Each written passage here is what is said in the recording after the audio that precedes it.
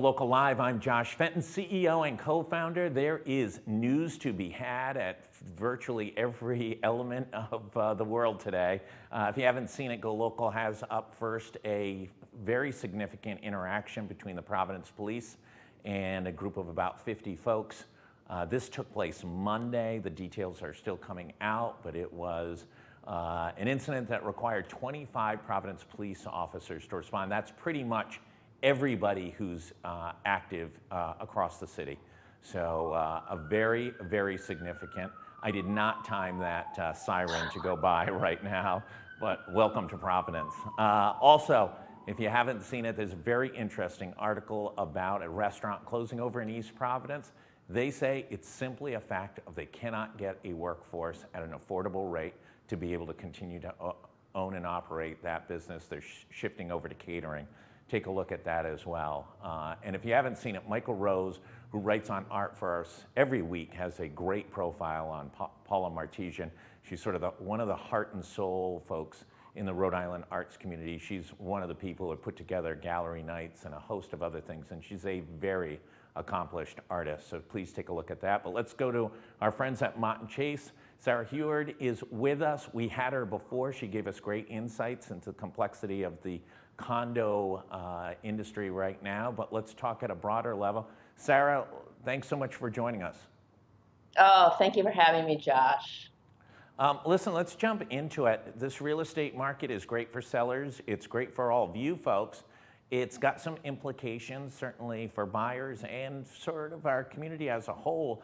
We broke down a few numbers. We're heading towards the median household price in Rhode Island is now heading towards $400,000. It's $385 as of June. We took a look back at 2010 when GoLocal started 11 years ago. The median family household income has increased by about 50%, while the cost of a house has increased almost 100%. What's the implications of that, both for buyers, sellers, your industry, and the community as a whole?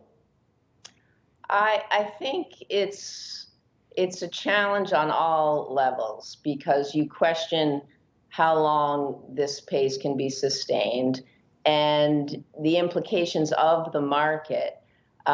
Yes, sale prices are up 25% in Rhode Island, which is great for sellers.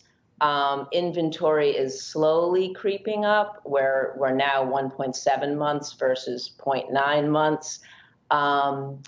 But the issue of affordability, no matter what price point you're looking at, has been escalated so high, the prices, that well-qualified buyers simply can't find anything to purchase within a significant price range. And that's a problem, and it's all over the state, whether it's East Providence, North Providence. I heard yesterday they had one of the highest sale prices, $695 in North Providence. I'm in it knee deep with a lot of first-time home buyers, and you go in to make a very solid offer on a first-time home buyer type of house, and you're up against 15 to 20 other bids, and the prices going in with those bids are just astronomical. And that affects the community. How can we bring in new families if there are so few options for them even to buy or attempt to buy? On average, people are making bids on 6 houses before they have an offer accepted. So throughout Rhode Island, it's an issue because it's affordability. Yes, wages are going up, but home price appreciation is 15% right now. So it's tough, Josh. Tough for buyers, great for sellers, but where are they going? They're facing it then as buyers. So it's a complex market, and I don't think it's going to slow down for, probably the next year or so. So we're in it for a while. Yeah, we may get some indication from the Fed today, but certainly nobody's expecting a rate change. that might be Q1 of 2022, but maybe we'll get some pointers from the Fed as to where they think interest rates coupled with potential resurgency of the pandemic are going to have an implication in the long term of interest rates. Let's go from that stark reality to sexier fun. Down in Newport, they had, what was it, a record for this year? Yeah, honeysuckle, yes. Honeysuckle Lodge. Yeah, fill us in on that, and if you have any of the great details, we can go TMZ for a few minutes here, and talk about the higher end of the Newport real estate market, which is, you know, Jay Leno and Judge Judy and all sorts of interesting folks. Yeah, that area is obviously, it's always been attractive, but it's extremely attractive right now. You know, at the onset of COVID, everyone wanted the, you know, vacation lifestyle because we are all working remotely. So places along the water, Newport for one, were very appealing to many. So you add in the buyers from Connecticut, New York, and then just local people who wanted to buy in Newport. And the demand is through the charts. This house, I believe, sold for $9.4 million. I have never been in it. You know, that area of Newport is absolutely beautiful. I have several buyers who want to buy in Newport, but again, it's so few listings, and then it's the same level of competition up in that, you know, million plus bracket. So yeah, I think it's the highest, I believe, in Newport County, and I believe it's the third highest sale price in Rhode Island recently. So yeah, it looks spectacular, and it has been updated. The tricky part is, you know, for the million plus buyers, I'm sending them homes that still are outdated. Yeah. And they're priced $1 million plus, but it's because they're the proximity to the water. But that's tough. That's tough for a buyer, you know, to be able to commit that much money. Granted, equity is off the charts. You know, I think it's 19% right now, annual equity growth. But still, it's that initial input of the money and then the sweat equity to get it up to where. And then how are you going to be able to sell it? You know, God forbid in 2 years you have to sell the house. That's always a concern for me with my buyers too, is, you know, you need to be rational about the price you're paying for it, because you don't want to be, you know, upside down if you have to sell it. So. Well, think about this, right? You're looking at houses, you know, I track everything in Newport. A Fifth Ward, you know, shack is $700,000 or $800,000. It needs a new everything, literally a new everything. So call that 100 minimum, maybe 150, right, maybe 200, depending on when you look at the bones, and then try and find somebody to do the work. So you buy a house, you know you're paying at a premium, then you know, so you're living in it for 2 years trying to get the work done. Yes. And you're not even really enjoying. I mean, you know, we've all lived through renovations. Nothing may be worse than having your kitchen apart for 3 months.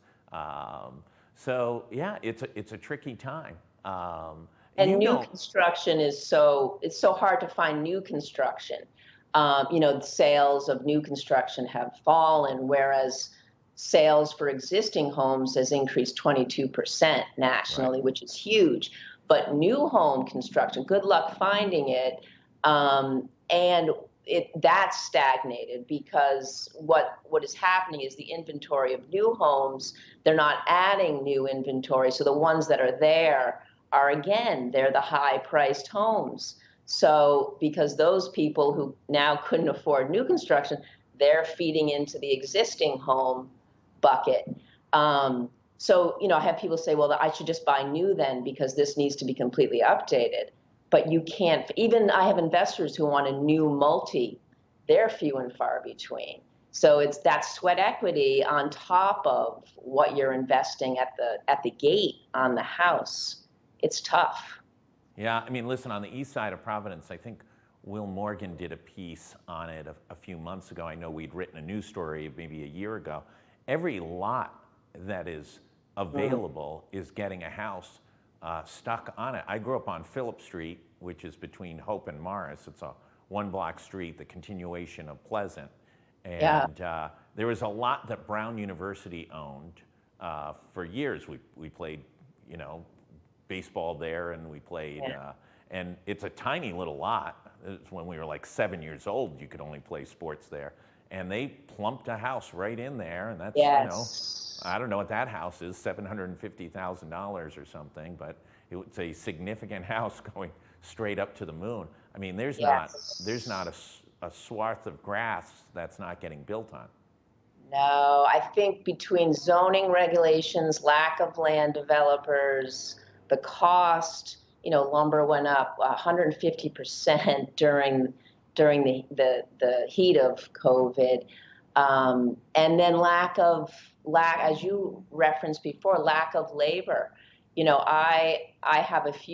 luckily I have a few trusted suppliers that I lean hard on, because every time I bring a buyer in, my eye is going around and saying, okay, they're going to need help doing this, doing this. And so I immediately reach out, you know, to my people. Okay, just so you know, here, I want you in the queue, because the construction labor is way down. So and that's a trickle effect. If there's no, you know, they don't have the construction workers, how are they going to build? And then we don't have the land. So it's a market where you're on your toes every day, and it's tough for buyers, and it's, you know, it's not all roses for sellers too. I do a lot with sellers, and it's an interesting market because of the intensity.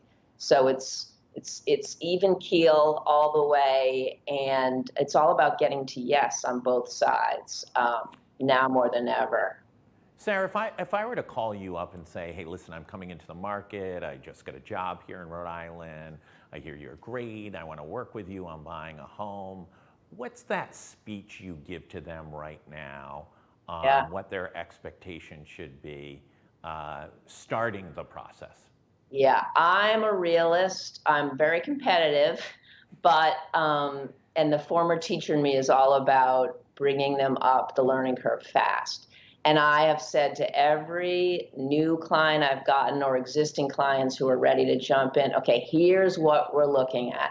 And I'll give them the stats of what prices are selling for in their price point and how competitive it is. And then I'll speak to them about what we can do to make them the most competitive that they can be. But I don't mince my words in the beginning, because you truly have to be all in. And if you're lukewarm on buying, this is not a lukewarm friendly environment. So it's, you know, yes, it's totally doable, but it's not easy, and you really have to be dialed in. I do, my clients do, and that level of commitment. I have yet to have a buyer who hasn't found something. I have yet to have a buyer who says, okay, this is enough. I'm not, you know, this is not for me. I'll wait it out. But I have spoken to a couple who because I'm down to earth, and this is what I'm seeing day in and day out, you know, all over Rhode Island, and now I'm doing some in southeastern Mass. Here's the scene, and some of them are saying, okay, maybe I will wait. But once we're in it, it's eye on the prize, and luckily we've closed on every house, but sometimes we're just closing on one. It's taking us almost 2 years to find a house. So when someone, in the olden days, when you did a closing and the new home buyer got their home, you bought them a bottle of champagne. Do you now, at the beginning of the process, when they sign with you, are you buying them a bottle of tequila to get them through the process? I know I'm buying one for myself. Yeah, it's, you know, and I talk them through every day, every client every day, because of the ups and downs. I majored in psych at Brown, and I swear I use it every day. It's staying positive. Luckily, as an athlete, I have that drive, so I'm very determined. And my clients tend to just, hop on my back, and we're in it together. Um, because you have to have that intensity and the passion, and the end goal is always on your radar. This is what we're looking for. This is what Sarah is going to bring me to. But yeah, tequila would be helpful. Okay, I'll take an IPA. Really, yeah. I would just do with an IPA. Last word goes to you. For that buyer, what do they need to know? Give us the 30-second overview of how Sure. they get into the mental state of being ready to compete for what is no longer a sprint when you buy a house, it's a marathon. It is. And I think you have to truly be true to yourself. Ask yourself, is this what I want now? And if it's what you want now, I will make it happen. As a team, I work with my clients to make them as strong as they can be, working with great loan officers, helping them get that strong pre-approval, doing drive-bys first, and really spending 2 hours on a buyer interview, really nailing down what they want. What do you need to have? And then it's just a matter of going out there. And if I've brought them up to a competitive level financially, it's about finding that right house and then me crafting a very strong offer. But yeah, heart to heart in the beginning is key. And just to get them, mentally prepared for a marathon. It's a fun marathon. I do keep it fun, but it's one with a lot of pep talks. Because they need me to guide them and remind them of what we're going to be achieving. So How many heartbreak hills are there? there are quite a few. They're as steep as College Hill. I remember running sprints up those for squash. Yeah, they're quite a bit of, luckily not a lot of heartbreak, but quite a bit of heartbreak hill. Sarah Huard from Mott Chace, Sotheby's International, thank you as always. One of the most experienced and trusted realtors in Rhode Island. I greatly appreciate your insights in this very complex, very interesting real estate market here in Rhode Island and in much of the country. For everybody else, stay tuned. There is a lot going on. Cases are beginning to zoom again here in Rhode Island. We'll have an update on the math and comments from Dr. Michael Fine, the former Director of Health, later on this afternoon on GoLocal. Much to be concerned and paying attention to on this surge with the Delta variant. Thanks, everybody. Stay tuned, stay safe. If you haven't gotten vaccinated, there's no more excuses. You got to do it. Thanks, everyone.